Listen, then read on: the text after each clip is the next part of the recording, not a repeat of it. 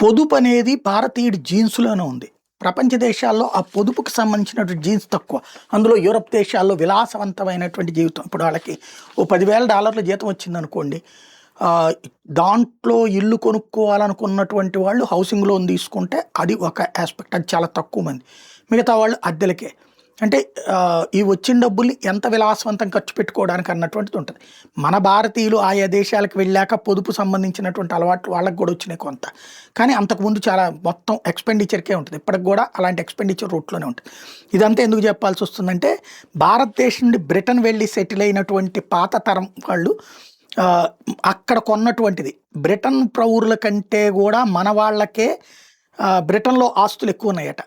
తాజాగా ఏదైతే ఎల్ఎస్‌సి వాళ్ళ రిపోర్ట్‌కి సంబంధించి చూస్తే ఆహ్, 93,000 పౌండ్ల దగ్గర నుంచి 2012, 14లో 93,000 పౌండ్ల ఆస్తులు భారతీయుల దగ్గర నుంచి ఉంటే అప్పటి నుంచి 2021, 23కి 93,000 పౌండ్ల ఆస్తులు భారతీయులు పెరిగినాయట.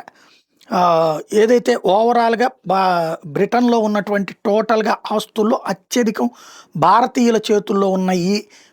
ఇళ్ళు, షాపులు, షాపింగ్ మాల్సు ఇట్లాంటి ఆస్తులు అన్నటువంటి లెక్క చెప్తున్నారన్నమాట.